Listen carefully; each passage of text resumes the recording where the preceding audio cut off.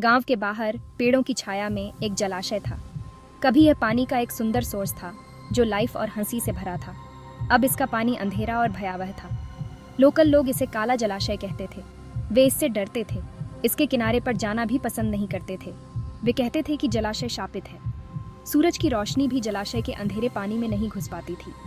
इसकी सरफेस हमेशा स्थिर रहती थी, मानो कोई अदृश्य शक्ति इसे गतिहीन रखे हुए हो। हवा में एक अजीब सी खामोशी छाई रहती थी। पक्षी जलाशय के ऊपर से उड़ने से बचते थे। जानवर भी इससे दूर रहते थे। जलाशय एक भयानक रहस्य की तरह था। यह अतीत के अंधेरे भूतों की याद दिलाता था।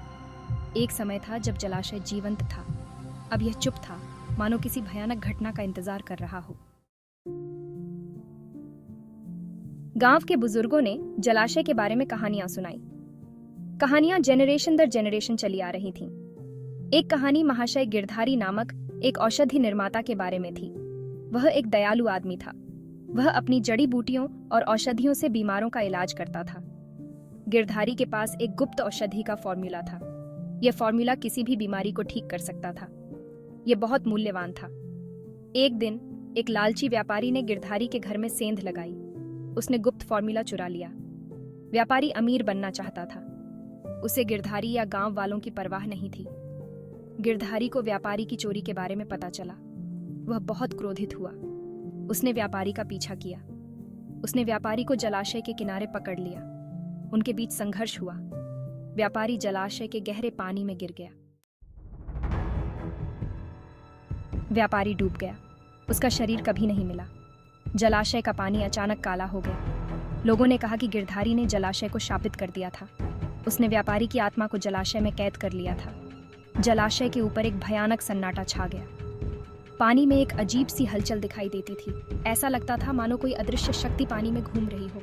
लोगों ने कहा कि उन्होंने रात में जलाशय से अजीब आवाजें सुनी। कुछ ने तो पानी में एक अंधेरी आकृति देखने का भी दावा किया। समय के साथ जलाशय के आसपास की वनस्पति मुरझा गई। पेड़ों की शाखाएं सूख गईं। पत्तियां अपना रंग खो बैठी। जीवन जलाशय से दूर चला गया। केवल भय और रहस्य ही रह गया। साल बीतते गए। काला जलाशय एक किंवदंती बन गया। युवा जेनरेशन ने इसे एक कहानी के रूप में सुना, लेकिन वे अभी भी जलाशय के करीब जाने से डरते थे। फिर एक दिन एक युवा रिसर्चर गांव आया। उसका नाम अदिति था। वह अतीत के रहस्यों को उजागर करना चाहती थी। अदिति ने काले जलाशय के बारे में सुना था। वह इस कहानी से मोहित हो गई। उसने जलाशय के पानी के सैंपल्स लिए। उसने मिट्टी का परीक्षण किया। वह कोई वैज्ञानिक एक्सप्लेनेशन नहीं खोज पाई। उसे विश्वास नहीं हो रहा था कि यह सिर्फ एक शाप है। अदिति ने फैसला किया कि वह रात में जलाशय में जाएगी। वह जानती थी कि यह खतरनाक था, लेकिन वह सच जानना चाहती थी। उसने एक छोटी बोट किराए पर ली। वह अकेली ही जलाशय के अंधेरे पानी में चली गई। हवा स्थिर थी। जलाशय की सरफेस पर चांदनी चमक रही थी। अदिति ने अपनी टॉर्च जलाई। उसने पानी में देखा।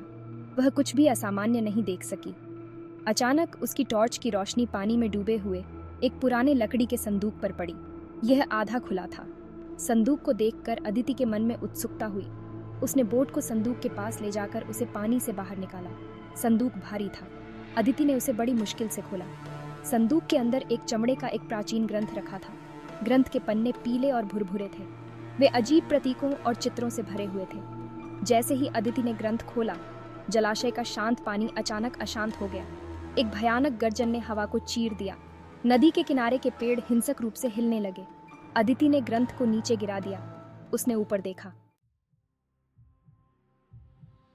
काले पानी से एक आकृति उभरी। यह विशाल और भयावह था। इसकी आंखें लाल चमक रही थीं।